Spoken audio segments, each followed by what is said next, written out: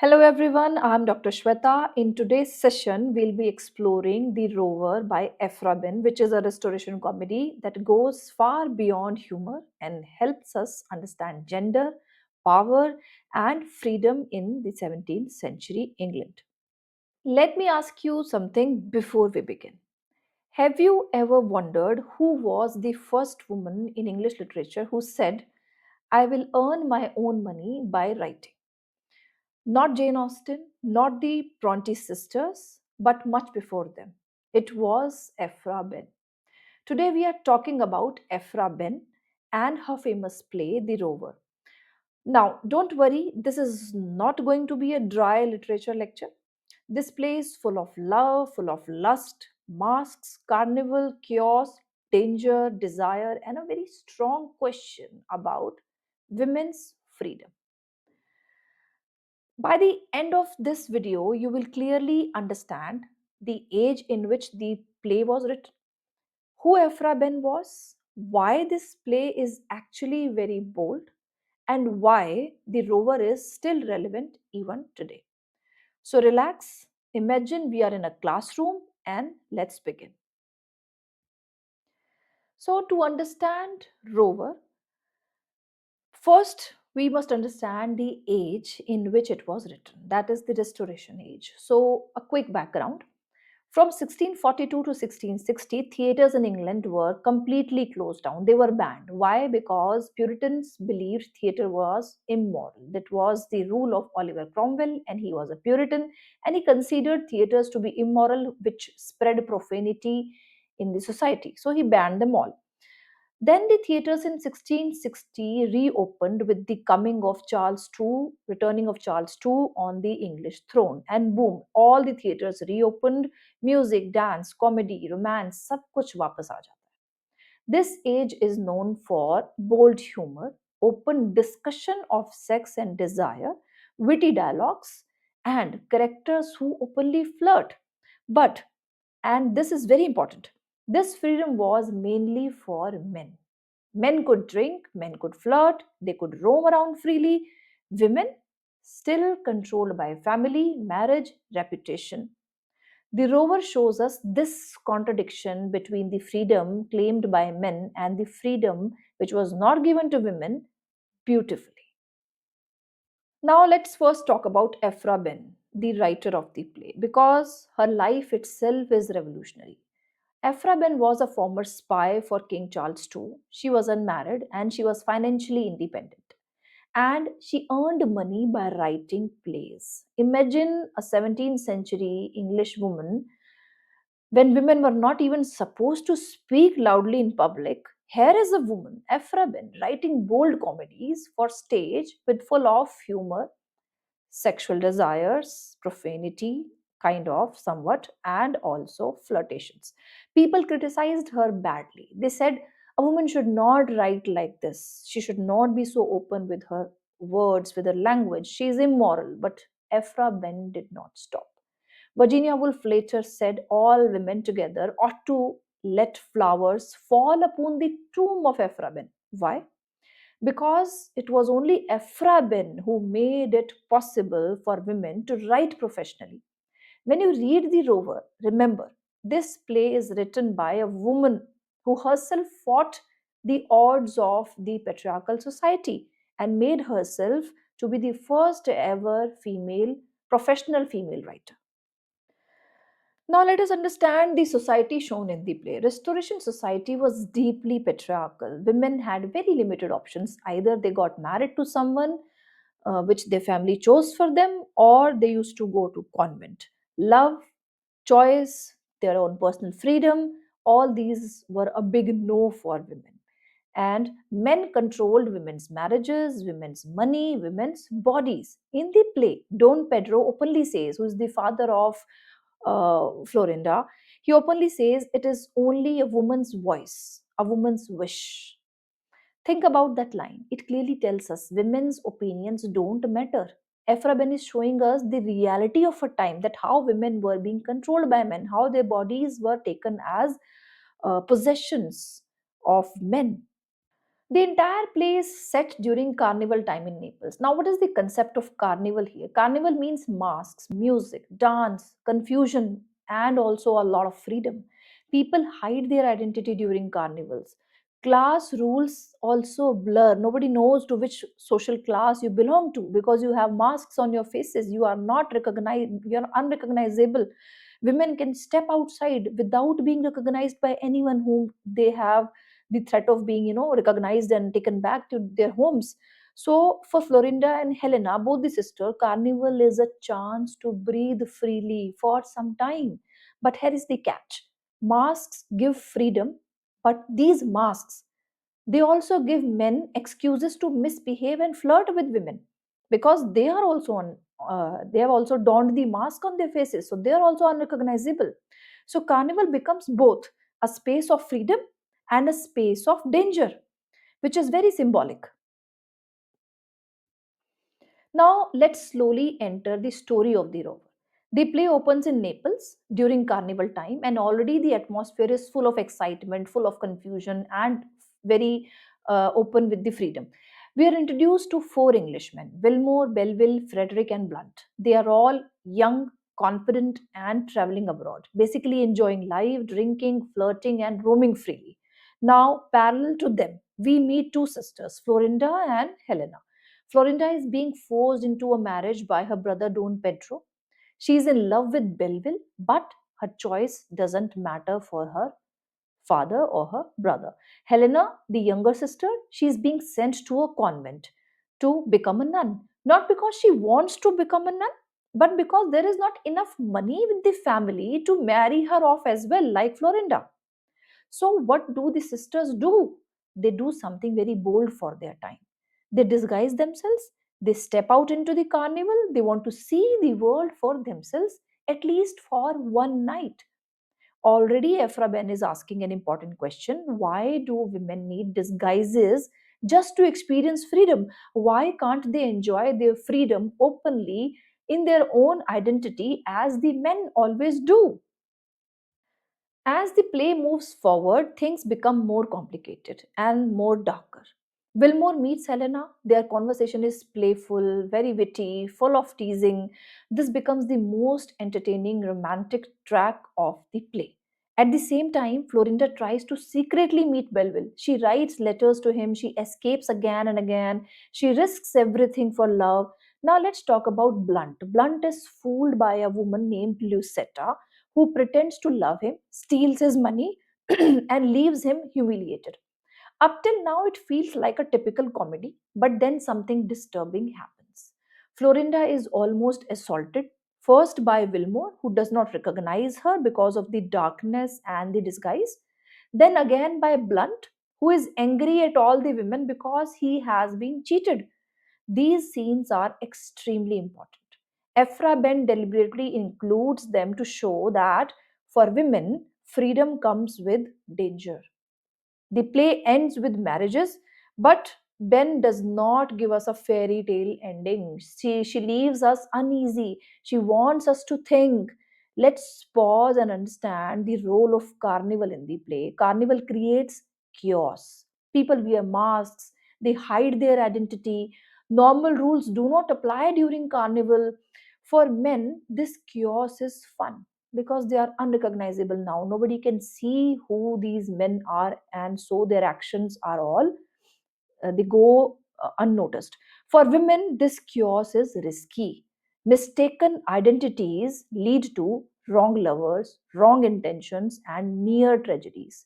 Ephra Behn is very clever here. She uses comedy on the surface, but underneath, she shows us how quickly freedom can turn into violence for men. Carnival becomes a metaphor for society itself. Now, let us take up the characters in the play Rover one by one. Let's first talk about Willmore, the titular character, the rover. Willmore is what we call a restoration rake. Now, who is a restoration rake? Somebody who is charming, who is confident, who is always chasing happiness or pleasure, somebody who is not serious for life and he lives in the moment, doesn't think about the consequences or the future.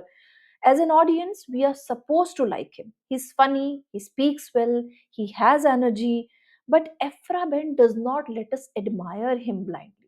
Willmore enjoys unlimited freedom, but he never thinks about consequences. He flirts easily, he falls in love easily, he forgets easily. His attempted assault on Florinda forces us to question, should we really celebrate men like Willmore? Should we take him as a hero figure? Ben exposes the dark side of this male privilege of living their life on their terms and flirting with women and enjoying their life. Now, Helena. Let's talk about Helena. Helena is one of the strongest female characters in English drama. She refuses silence, she refuses obedience, she refuses the convent. She talks openly about love and desire. She challenges Wilmore intellectually. She laughs at social rules also. Unlike traditional heroines, Helena is not waiting to be chosen. She chooses rather. She plays with Wilmore's mind. She demands commitment from him and she demands respect also. Helena represents what women could be if society allows them freedom. That makes her a deeply feminist character, even which is relevant even today. Then comes Florinda, the vulnerable heroine. Florinda is often misunderstood as weak, but she is not weak. She is trapped under patriarchy. She loves sincerely, she trusts deeply, and that makes her vulnerable. Florinda is constantly in danger. She's chased, she's cornered, she's almost assaulted more than once she's assaulted. Aphra Ben is making a powerful statement here. A woman's goodness does not protect her. So it means even if a woman is too good to be of a very sound character and everything, it doesn't guarantee that she'll be safe. Florinda shows us the harsh reality that patriarchy punishes women regardless of how they are or what their behavior is, how good or how nice they are. They can be punished equally. Now let's slow down a little and talk about Belville because he is very important, even though he is not as fleshy as Willmore. In fact, Belville represents something very rare in the play, The Rover. Belville is the honorable lover. He is not loud, he is not constantly joking, he is not chasing every woman he sees like Willmore does. And that itself makes him different in a restoration comedy. Belville is deeply in love with Florinda. But notice that how he loves her. He does not try to force himself on her. He does not treat her like property. He does not believe that being a man gives him automatic rights over her body or her decisions or her choices. For Belville, love is about choice and consent, not a conquest through which he can win a woman or her body. Now compare this with Wilmore. Wilmore enjoys freedom without thinking. Belville thinks before acting. Wilmore sees women as adventurous. Belville sees Florinda as a human being. Aphra Behn is making a very clear point here. She's saying not all men are dangerous, but respectful men are rare. And Belville is one of that honorable gentlemen. He and notice something else also here. Belville supports Florinda against patriarchy. He wants to marry her because she wants it, not because her brother decides it. This is very important.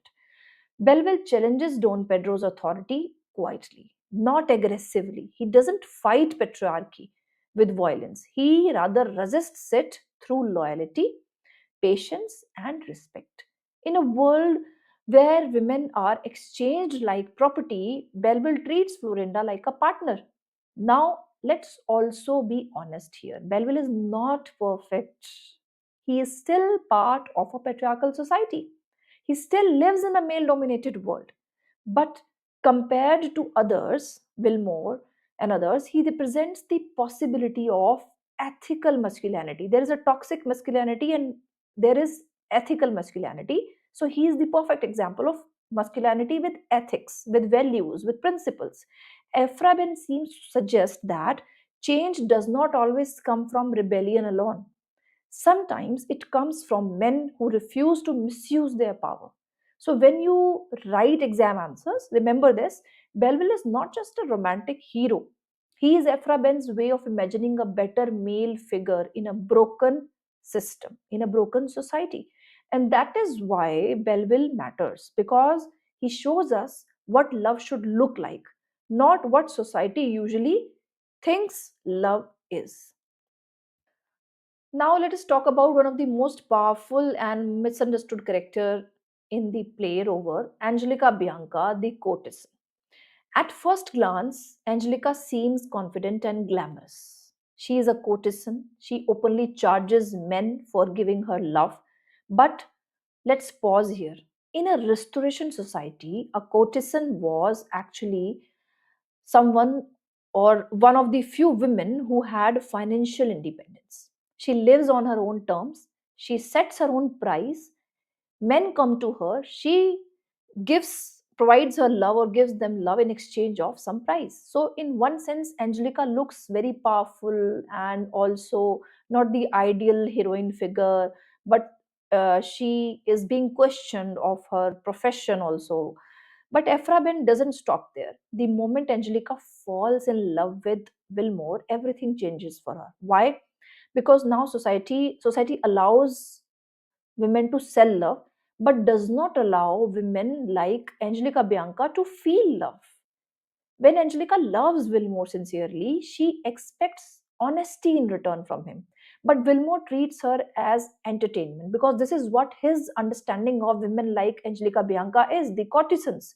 He enjoys her beauty, her body, her attention, but he refuses any emotional commitment with Angelica Bianca. This is extremely important. Ben is showing us that hypocrisy of men here. They want women sexually available but emotionally disposable. Angelica asks a very painful question. Is the price of love so small? This line is heartbreaking. She is not asking about money, she is asking about dignity. Angelica represents every woman who is desired but not respected. In feminist terms, she exposes how women's sexuality is commodified while men's freedom is celebrated. She is not a villain, she is a victim of a system that punishes women for loving openly. Now let's move to a character who seems very comic but is actually very disturbing. That is Blunt, the foolish Englishman. Blunt is not charming like Wilmore. He is insecure, he is greedy, he deeply distrusts women. At first, we laugh at him. Lucetta tricks him, she pretends to love him, she steals his money, he is humiliated. But what does Blunt do after this humiliation he meets? Instead of reflecting back, instead of questioning himself and his foolishness, he decides all women are evil. This is where Blunt becomes dangerous. His personal failure turns into hatred for all women. And this hatred later turns into violence when he tries to assault Florinda. Aphra Behn is making a very serious point here. Misogyny does not always look dramatic. Sometimes it looks foolish, sometimes it looks wounded, but it can still become violent. Blunt represents everyday misogyny, the kind that grows from entitlement, that means you own things and you have the right over the things, and from insecurity. He reminds us that patriarchy is not only maintained by charming men, but patriarchy is also shown by bitter, resentful men like Blunt. Finally, let's talk about Lucetta, the trickster woman. Lucetta is often judged harshly, but we need to understand her character carefully. Lucetta lives in a society where women have very few options. She is not protected by family, she does not have wealth, she survives using intelligence only. She understands men, she understands their greed, their desire, their ego, and she uses that understanding to protect herself to survive in this society. When Lucetta tricks Blunt, it is not cruelty, it is survival technique. Aphra Behn is not glorifying Lucetta, but she is explaining her. Lucetta shows us that when society does not protect women, women develop their own kind of strategies. Some use wit, some use disguise, some use manipulation. Lucetta represents women who operate outside the morality, not because they are evil, but because morality was never designed to protect them. In a patriarchal world, survival itself becomes a kind of resistance. Now that we have understood all the characters, let's step back and talk about the biggest ideas or themes in the Rover, and the biggest or the foremost idea is the idea of patriarchy, the theme of patriarchy. Patriarchy simply means a system where men hold power, power over money, power over movement, power over decisions, and power over women's bodies. In the Rover, patriarchy is not hidden, it is open, it is normal, it is acceptable, it is accepted. Men decide whom women will marry, where women will live, how women should behave, how women are expected to obey. Now look at Florinda. Her brother decides her marriage. Her feelings don't matter for them. Look at Helena. She is sent to convent not because she wants to become a nun, but because it is economically not feasible or convenient for her family to get her married. Now, notice something important. No man in the play asks, what do these women want? This is patriarchy. Aphra Behn exposes this system without shouting. She simply shows how unfair it is and let the audience judge. This is what makes the Rover powerful. It doesn't preach what patriarchy is and how women should be treated. Rather, this play reveals itself, the toxicity of patriarchy, the consequences of patriarchy. Next, let's talk about desire because desire drives this entire play. In the Restoration period, men openly celebrate desire. They were called libertines. They believed life was about pleasure. Willmore is the perfect example of this celebration of desire in the Restoration period. He drinks, he flirts, he moves from one woman to another, and society applauds him. They celebrate him for this and they like him. Now compare this with women. When Helena expresses her desire, she is seen as rebellious. When Angelica expresses her desire, she is punished emotionally. When Florinda expresses her desire, she is endangered. So the question is not, is desire wrong? But the question is, who is allowed to desire freely? Ephra Ben shows us that male desire is treated as natural, while female desire is treated as dangerous. This double standard still exists today, doesn't it? That's why this theme feels so modern to us even today. Then we have the theme of disguise and identity. Disguise plays a very symbolic role in the play Rover. During carnival, everyone wears masks. No one is who they appear to be. Rather, have a very different identity that day with the masks on. For women, disguise becomes a tool to enjoy their freedom for a while. Florinda and Helena wear masks so they can walk freely, speak openly, cannot be identified by anyone, and they can meet men of their own choice. But here is the painful truth, they are only free when they are hidden behind that mask. The moment the mask comes off, society's rules comes back to haunt them. Ephra Ben is telling us something very deep here. If a woman can only be free when she hides herself or her identity behind a mask, then that freedom is not real. We cannot say it as the true freedom. Disguise shows us how fragile women's autonomy is. Masks give temporary power. They give us temporary power, but patriarchy takes it back the moment these masks are taken off. Now, let us talk about the theme of marriage and property in the Rover because marriage, which is not a romantic thing at all in the play, marriage here is an economic transaction. Florinda is valuable because of her dowry. Helena is sent to a convent because she doesn't have a dowry. Women are treated like assets. They are exchanged. They are negotiated in the marriage market.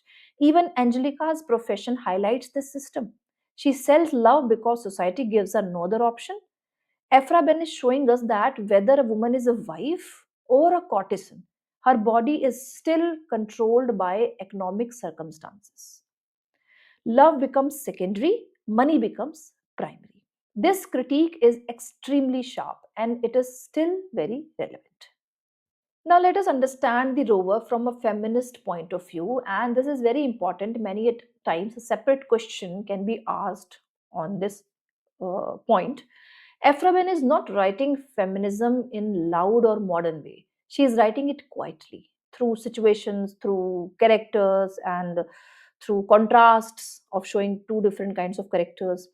She does not give us perfect women or perfect solutions. Instead, she shows us how women actually live inside patriarchy. Look at the female characters. Florinda is modest and obedient, yet she is unsafe. Angelica is bold and independent, yet she is emotionally used. Lucetta is clever, yet she survives only by manipulation. Hellena is rebellious, yet even she has to fight for freedom. So, Aphra Behn is clearly saying something very powerful. There is no safe role for women in a patriarchal society, whether they belong to a aristocratic family with money and power, or they are street women or courtesans like Bianca. Another important feminist idea in the play is about desire. Men like Willmore desire freely, and society celebrates them. When women desire, they are judged, controlled, or punished. This shows the double standards of gender. Male desire is seen as natural, female desire is seen as dangerous. Ben also refuses to divide women into good and bad. The so called pure women and the fallen women are both vulnerable. This breaks the Madonna whore stereotype completely. Most importantly, Ben never blames women for their violence they face. Florinda's danger is shown as society's failure, not her fault. So, in simple words, the rover is feminist because it gives women a voice, it shows women as complex individuals, and it exposes patriarchy without preaching and questions who really gets freedom in society. Ephra Behn may not use the word feminism, but through the rover, she clearly asks, why should freedom belong only to men? And that question is still relevant even today. So, finally, let's ask ourselves, why are we still studying the rover today? Because the question it asks are still alive. Who controls women's choices? Who decides what is respectable? Why are women blamed for violence against them? Why is male freedom normalized and female freedom is always questioned? Consent, victim blaming, slut shaming, safety in public spaces, these are not 17th century issues. These are today's issues as well. Ephra Behn was writing in 1677, but she was asking questions that we are still debating. And that is why The Rover is not just a restoration comedy, it is a powerful social critique. It entertains us, but more importantly, it makes us uncomfortable. And good literature should always do that. Before we end, let me tell you something very honestly. If you're someone who really wants to understand literature, not just remember it, the story, not just mug up summaries, then this space is meant for you. On this channel, I don't reduce text to shortcuts. I break them down slowly, their context, their ideas, their politics, their silences, gaps, so that literature starts making sense, not just marks. Whether it's drama, novels, poetry, or theory, the focus here is always on thinking like a literature student, not just reading like a reader. So, if you want tutorials that go beyond synopsis, that help you write better answers from sharper arguments and actually enjoy complex texts, then make sure you stay connected with me on this channel. Subscribe, follow, and keep coming back. Not for me, but for your own growth as a serious learner of literature. And one more thing, if there is any text that you find confusing, intimidating, or just too dense to crack on your own, it may be a play, a novel, a poem, or a theory, you can always share it with me here. We'll unpack it together calmly, clearly, in a way that suits English literature students, not surface level reading, because good literature doesn't need to be simplified. It needs to be understood with its complexities. So, I'll see you in the next session. Till then, keep learning literature, keep loving literature. This is Dr. Shweta signing off.